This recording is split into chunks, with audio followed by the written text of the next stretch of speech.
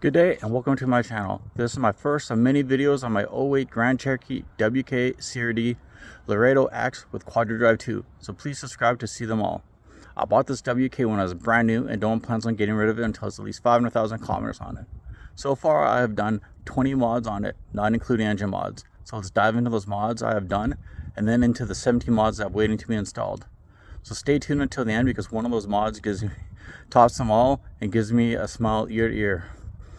Plus, I have another mod waiting to go on I don't think anyone has ever done before that will look awesome. So please stay tuned until the end. It all started with the crappy stock suspension. It would bottom out way too easy. I took it back and tried to get warranty to fix it. But they told me because it was cold outside, it did that. That's bullshit to me. This was an average winter day here in Canada. This Jeep was sold here and should have been made to handle the cold. So as soon as warranty was up, I lifted it. I installed Old Man Emu heavy duty front and rear shocks and springs. I gave away the chrome clad 18-inch rims and got AEV, American Expedition Vehicle, Pinstar 17s. I wrapped them in 265/70 17s because that is what I read was the biggest I could fit in the stock location. I then installed power stop pads and rotors. With the power stop pads and drilled and slotted rotors, it did noticeably stop faster. But that could just have been the difference between old glazed pads and rotors and brand new pads and rotors.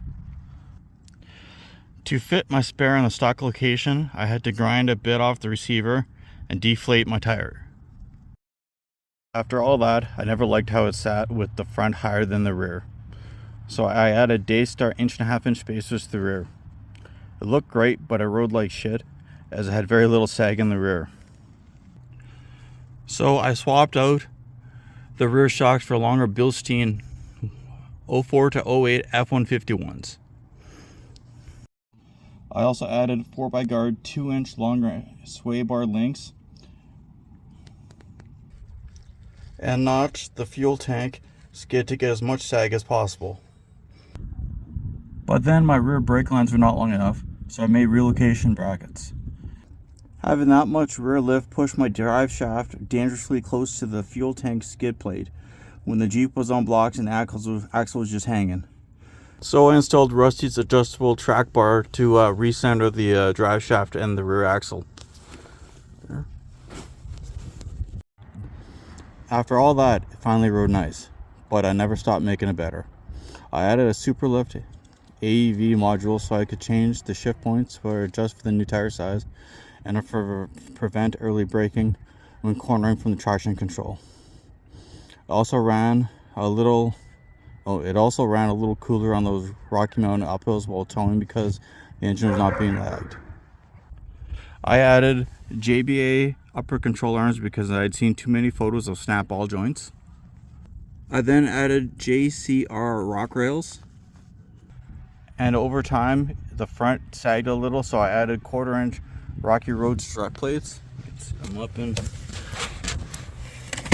right at the very top there. Okay guys, put on your helmets. War story time. Just kidding. One year my family and I went camping at Yellowstone National Parks.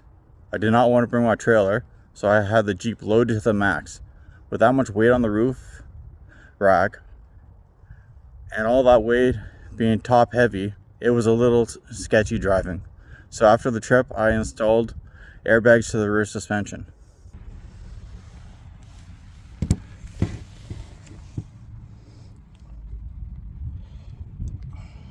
I had the airbags left over from my old boat of a car, a 1980 Oldsmobile Delta 88.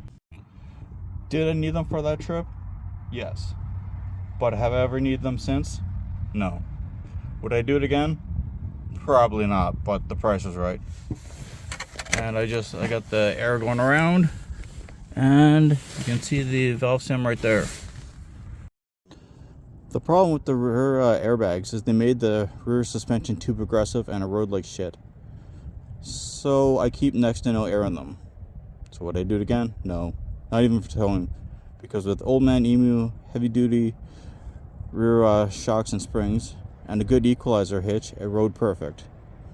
Even nicer than with no weight. Next on my list of mods is I got a good deal on a 4x front bush bar and 2 skid plates. As you can see here, front bush bar. It's got a nice receiver in there for a winch if I want. And then I got the 4x front skid plate there. And we go around the side.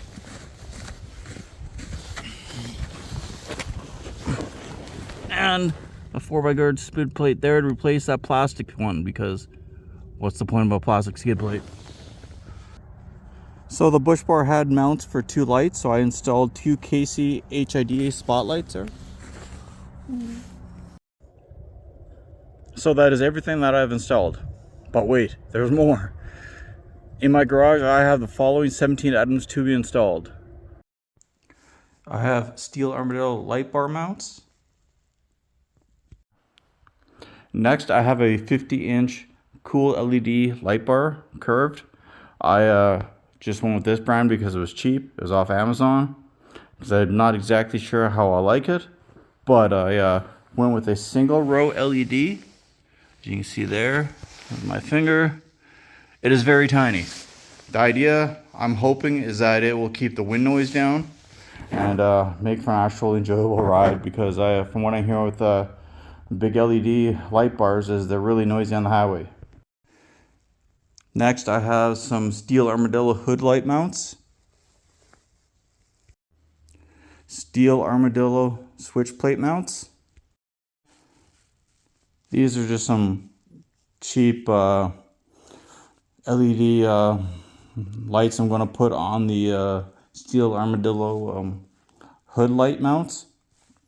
OTRATTW stands for over the river and through the woods switches. As you can see there, got a little WK on there for the roof light bar, windshield lights, and bumper lights I got. Here are my 4x rear shackle mounts there. They go underneath the bumper right there. As you can see, they're quite beefy. And yeah, hopefully they do the job. For those rear shackle mounts, I got some Gear America shackles. I just got them off eBay, so I like them because they're not supposed to clang. I don't hear them clang on my front because this is what I have on the front of my Jeep. So now I'll have 2 more for the rear. Here I have 2 steel armadillo CB whip or antenna mounts. These go between the trunk round by where the tailgate is. I haven't mounted them yet there. And next on my list of goodies, you guessed it, a radio. I got myself a Cobra 75 all-road radio because it's got Bluetooth. So my plan is to keep this in the back. And then I just got the main unit in the back there. And so all I have is the mic piece up front. It should be really good. It's made for Jeeps off-roading. And for that Cobra all-road radio, I got the remote push-to-talk button. I don't know why, but I bought the radio here in Canada.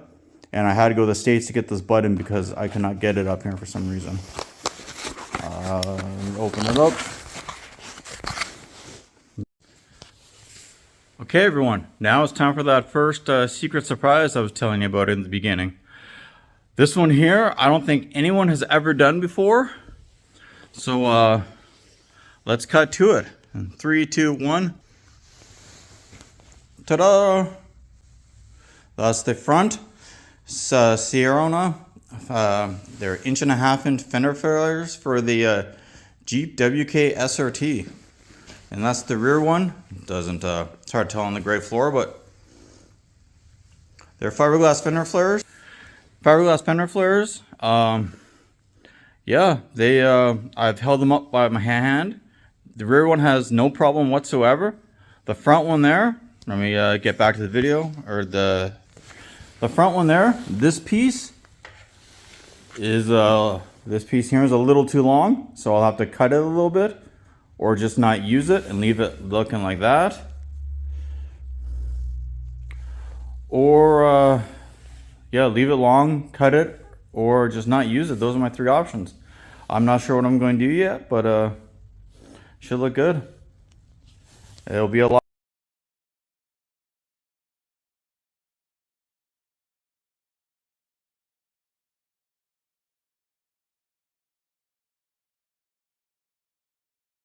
better. They're 1.5 inches, which is perfect because my fenders on the back of the Jeep there are, well, the tires stick out 1.5 inches. Like the bulge, like the tread lines up perfectly with my fender lines. So, but the bulge of the tires stick out about 1.5 inches. So this will make it in clear. I've only got 265/70 17s. So maybe if I would go up a size or up in tires, I will, these will even come in handy, but it gives me the option now so I don't have to worry about sticking past and the police pulling over. Correction, I just measured the fender flares and it will stick out about 1.5 inches. So some spots 1.5 inches, some spots 1 inch. So, but it works out good for what I need because, as you see, with those on, you won't see my tires at all. So I had to film this video in different days there just to show everything. So now I'm going to cut back to a previously recorded bit there because I want to show you guys something before I got rid of it. And here it goes.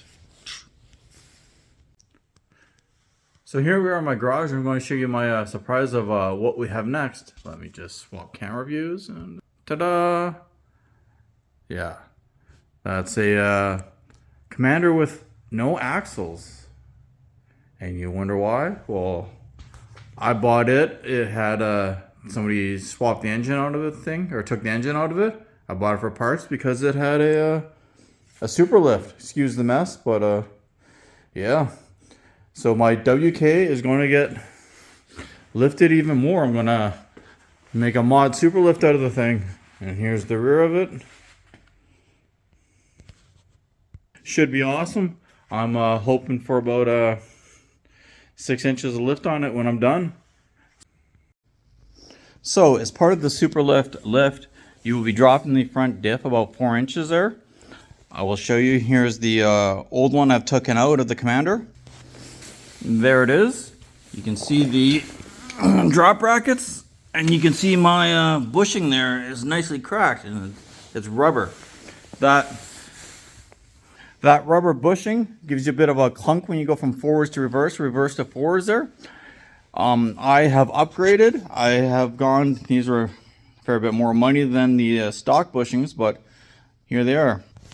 Creative steel, which these aren't steel and these aren't rubber. They're polymer, I believe. Anyways, this one here, if you can read it, says pinion passenger side diff bushing 05 to 2010 WKXK, creative steel. Got some grease for the side there. You got some washers, and this guy is the center bushing there, and it is made for the lifted one. So make sure, if you guys, well, lifted or not, it's made for the ones with a diff drop. So if you have a diff drop, get the one for the lifted WKXK. It'll make it a lot better. So when I was removing the super lift there from the Commander, this happened.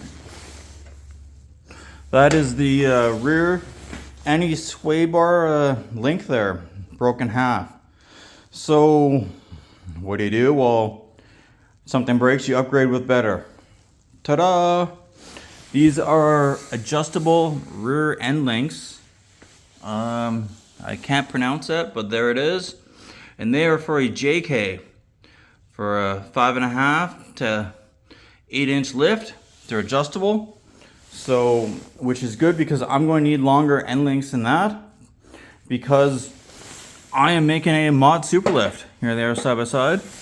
So as you see, as they come in the package, they're the same size, but I'm sure I can extend them a couple inches. Well, actually, there, it's already, you can see it's already a little longer.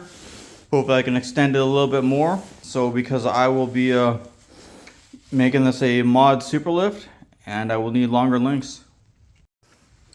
So the Jeep Commander I got came with these in the rear. They are some FCS. I've never heard of them. I looked on Rock Auto. They're pretty cheap shocks, and they're actually slightly smaller than the ones I had on my mod Old Man Emu lift. So I had to get some bigger, longer shocks. Here they are. Ta-da! Remote reservoir. Bilstein, that's the clamp to hold it on there. 5160s. That is the model. 25-325065. These are for a 04 to 08 F-150, a lifted version. So I know I'm not the first to do this mod, but here it is.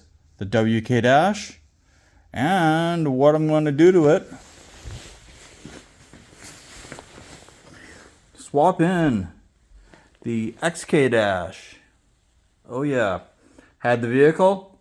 Parts for free. So might as well do it. I think it looks better. A little more manly, and it's got a nice little cubby holder on the dash. So here's my final bin of goodies. Just some maintenance I'm going to be taking care of while I got the Jeep here. I got new tie rod ends, new belt, and the oil cooler. So that final thing I was going to show you, I cannot find at the moment. As you can tell, my garage is a big mess there trying to do this, and yeah, moving. I just moved in here a few months earlier and trying to do all this work in here. It's a big mess, so I can't find it, but I know it's here. It is the rest of that Daystar lift. It is a 2-inch lift. I have the rear spacers on the WK right now for my mod OME. They're 1.5-inch rear spacers. So what the front is a 2-inch. It drops the front strut 2 inches. So it can give you 2+ inches of lift there. I will be using that. Well, I might be using that instead of the 4-inch blocks that come with the super lift. My plan is to do the rear lift first, see how the Jeep sits, and if I want 4 inches in the front, I will use the super lift blocks, and if not, I will use the Daystar and just get 2 inches of lift, because I don't want the front end higher than the rear, so I'm going to do that there. If the rear is just slightly low, I can add these. These are just your 1/4-inch foam bushings there for the springs, so I can double them up. I got a spare set here, so I can add that on there. Give me another 1/4 inch to the rear. Help make sure. I want to make it at least level or the rear higher than the front, so I will go with that. So another thing I got in my garage of goodies, but you can't really see here because of the mess, is I got a 12-inch sub from back when I was a kid, a sub and amp. So my plan is to put that in the back of the Jeep. Not really for the music, more so I got to run the wires there anyways. I need power back there because I'm going to run the Cobra CB radio back there. So I want power for that. And also I want power out there. I'm going to run it outside the Jeep somehow, or underneath the tailgate there, is for my winch. I want to get a winch with a receiver cradle so I can put the winch on the front or the rear of the vehicle. So since I'm running power back there, I might as well throw an amp and sub. So yeah. So that's it for this video. I hope you enjoyed it. I hope you learned something there. I have learned a few things over the years of having this WK. Like I said, I've had it since brand new, so I've tinkered with it a little bit there. So any questions or anything, shoot me a comment there. I will try to make some more videos as soon as possible. I'd like to get this lift on and all my toys on it, and then I'll film another video, kind of like the part 2 of this, instead of it being the my mod OME lift. It's going to be the mod super lift. So stay tuned, and then I will also probably shoot some videos of me putting the parts on, so you guys can watch those and enjoy. So thank you very much. So again, my channel there is Whiskey Kilo Garage, so WK Garage, Whiskey Kilo Garage. So thank you very much. Bye. So in case you're all wondering what I'm sitting at for ride height there, I will take measurements. I will start the rear and then work my way to the front there. And in case you're wondering, my center hub to fender is 23 inches. in the rear. And we go to the front.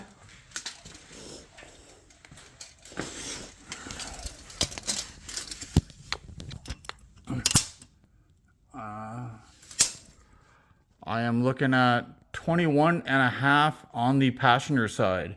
Now there is a difference between the passenger and driver's side, I know. I'll give me 1 second. Okay, we're now at the driver's side, and it is at almost 22.